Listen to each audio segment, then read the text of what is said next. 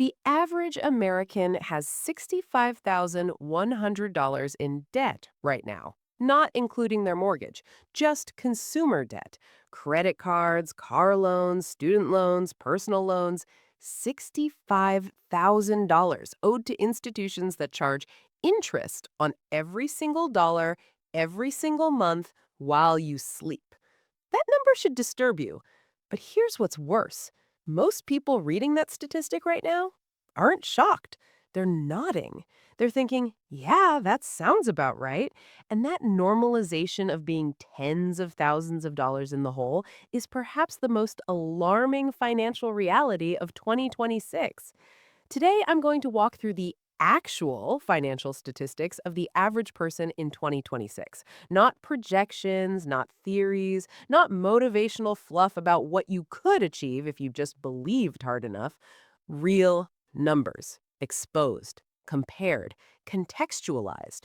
Some of these will validate what you suspected, others will genuinely shock you, and a few might make you want to close this video and pretend you never saw them. I'd encourage you to keep watching anyway, because the people who look away from these numbers are the ones who end up becoming the statistics. Let's get into it.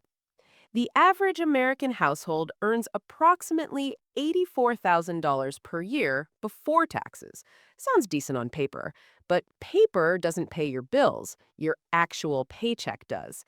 After federal income tax, state tax, Social Security, and Medicare, that $84,000 shrinks to roughly $62,000 in take home pay. That's about $5,170 per month landing in your account. Now, hold that number in your head because we're about to stack expenses against it and watch it evaporate in real time. Average monthly rent in 2026 has crossed $1,850 nationally. In major metropolitan areas, it's significantly higher. New York averages over $3,500. Los Angeles sits around $2,800. Even mid-tier cities like Nashville, Denver, and Austin have pushed past $2,000. If you're in that national average of $1,850, you're spending 36% of your take home pay on rent alone. Financial advisors recommend spending no more than 28%, so the average person is already over budget before they've bought a single grocery item. And if you're a renter in any major city, you're potentially spending 40 to 55% of your income just on housing. More than half your paycheck gone before you eat, drive, or breathe.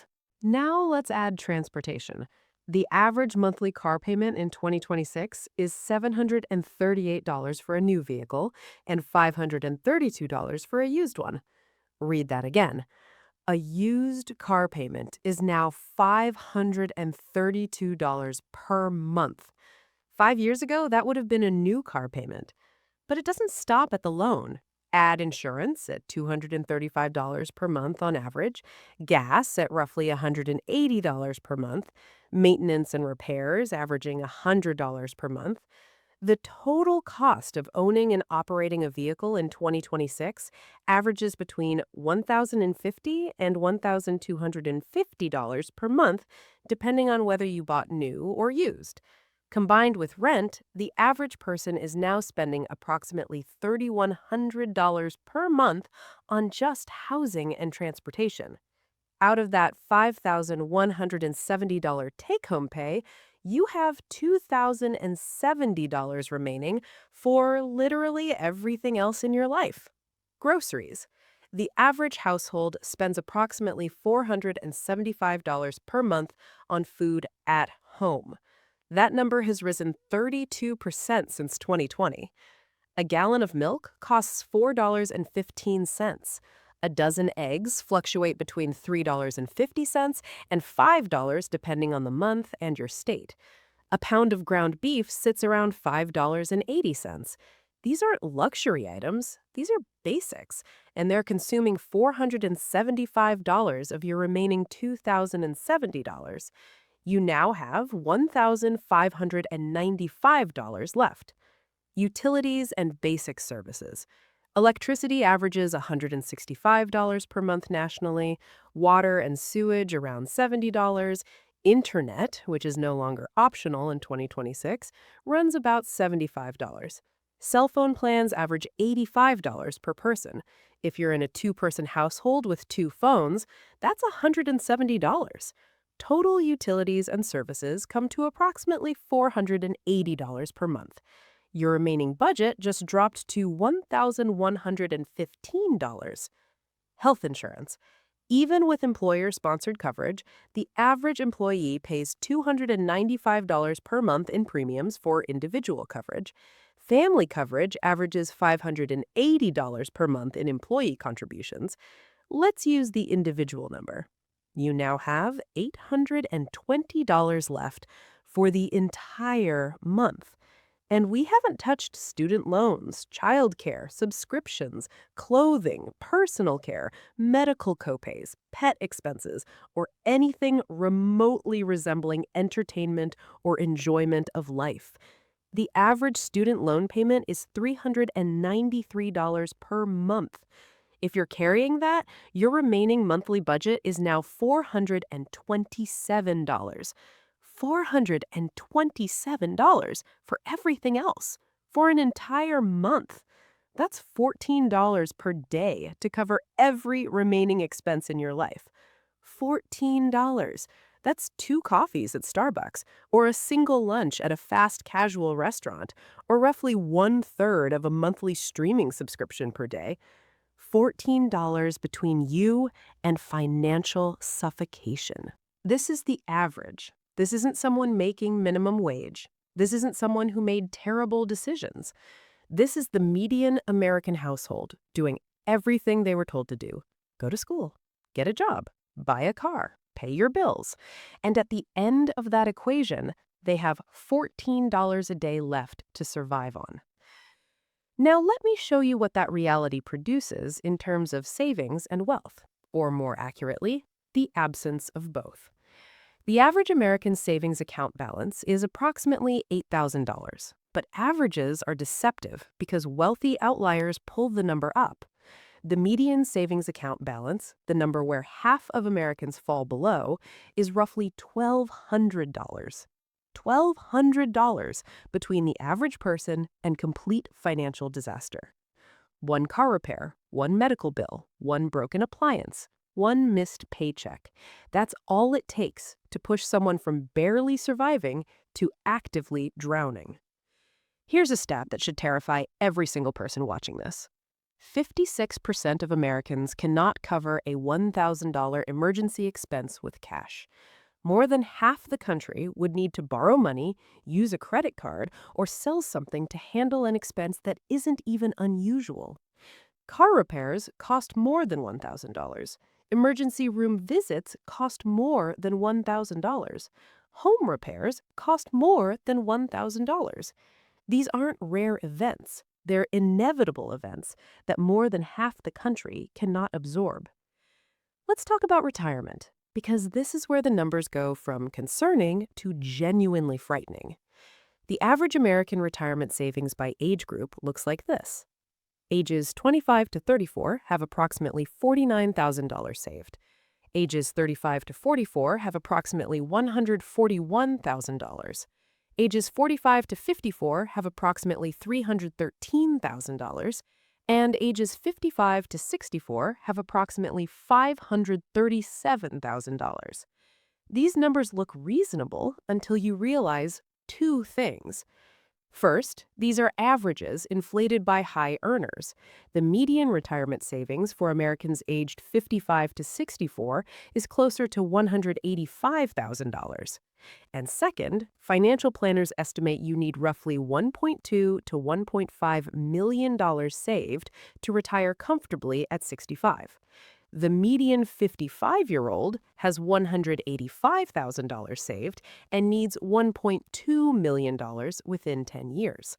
They are $1 million short with a decade to close the gap. The math on that is brutal. To go from $185,000 to $1.2 million in 10 years at an 8% return, you'd need to invest roughly $5,500 per month. Remember that person with $14 a day left over? Where exactly is that $5,500 per month coming from? This is why 65% of Americans say they are behind on retirement savings. Not slightly behind. They describe it as significantly behind. And 28% of adults aged 60 and older have zero retirement savings. Nothing. After 40 years of working, they have accumulated nothing for the decades of life remaining after their last paycheck. Let's talk about debt, because this is the anchor that makes every other stat worse. Total household debt in America has exceeded $17.9 trillion. That's trillion with a T. The breakdown is staggering. Mortgage debt accounts for roughly $12.6 trillion. Auto loans sit at $1.66 trillion. Student loans hover at $1.6 trillion. Credit card debt has shattered $1.2 trillion for the first time in history. That credit card number deserves its own moment. $1.2 trillion in credit card debt at an average interest rate of 24.7%. Let me put that in human terms. If the average American carries $6,500 in credit card debt at 24.7% interest and makes only minimum payments, they will pay approximately $9,800 in total before the debt is cleared. They paid $3,300 in pure interest. The bank made $3,300 from their financial struggle. And it took over 17 years to pay off. 17 years to eliminate $6,500 in purchases they probably can't even remember making. Here's a stat that puts the wealth gap into disturbing perspective. The top 10% of American households hold 67% of all wealth in the country. The bottom 50% hold 2.5%. Let me make that visual. If all the wealth in America were represented by a 100-piece pizza, the richest 10% of people would take 67 slices. The bottom half, over 165 million people, would split 2.5 slices among all of them. And the gap is growing. Between 2020 and 2026, the top 1%'s wealth grew by approximately 45%. The bottom 50%'s wealth grew by roughly 17%, but from such a tiny base that the actual dollar gap widened enormously. Now, let me give you the stat that connects everything else. 78% of American workers report living paycheck to paycheck. Not 78% of minimum wage workers, not 78% of entry-level employees, 78% of all workers, including those earning six figures. 1 in 3 workers earning $100,000 per year report living paycheck to paycheck. How is that possible? How can someone earning $100,000 be in the same financial position as someone earning $40,000? Because earning more doesn't mean keeping more. It often means spending more. Bigger house, nicer car, better neighborhood, premium everything. The expenses scale with the income, and the margin stays at zero. This is the lifestyle inflation trap, and it doesn't discriminate by income level. It catches anyone who lets their spending grow as fast as they're earning. The person making $45,000 and spending $45,000 has zero margin. The person making $150,000 and spending $148,000 also has functionally zero margin. They live in different neighborhoods and drive different cars, but they share the same 2 a.m. anxiety about money. Let me give you some perspective on how dramatically the financial landscape has shifted in just one generation. In 1990, the median home price was roughly $79,000. The median household income was about $29,000. That's a home price to income ratio of 2.7. A house costs less than 3 times your annual salary. In 2026, the median home price is approximately $420,000. The median household income is about $84,000. That's a ratio of 5.0. A house now costs 5 times your annual salary. The cost of housing nearly doubled relative to income in just 35 years. Meanwhile, a year of public university tuition in 1990 cost approximately $3,300. In 2026, it costs roughly $11,500, a 250% increase that far outpaces wage growth. The generation entering the workforce today faces housing that's twice as expensive relative to income and education that's 3 times as expensive relative to income as their parents faced. And somehow we still wonder why young people aren't buying homes or starting families at the same rate. Healthcare.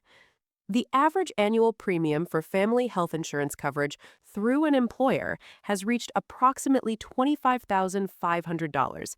Even with the employer paying a portion, the employee's average contribution is $7,000 per year.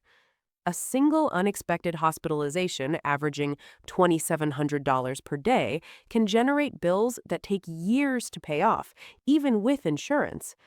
Medical debt is now the leading cause of personal bankruptcy in America. Not credit card debt, not student loans, medical debt. People are going bankrupt because they got sick. Here's a stat about financial literacy that explains almost everything else on this list.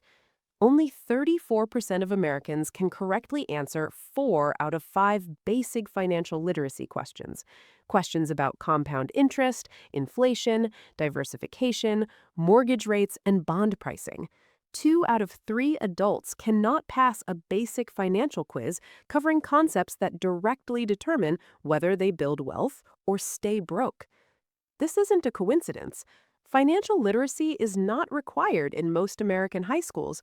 Only 25 states require any personal finance coursework for graduation. The remaining 25 states send students into a world of credit cards, student loans, mortgages, and investment accounts without a single hour of formal education on how any of it works. And the financial industry prefers it this way. Financially illiterate consumers pay more in fees, accept worse loan terms, carry higher interest debt, and make emotional investing decisions that benefit financial institutions. Your ignorance is someone else's revenue stream. Let me give you one final set of numbers, and these are the ones I want you to remember long after this video ends. If the average American earning $84,000 per year invested just $400 per month starting at age 25 in a diversified index fund returning 8% annually, by age 65, they would have approximately $1.4 million. They would retire comfortably. They would never stress about money in old age. They would have options, freedom, and security. $400 per month.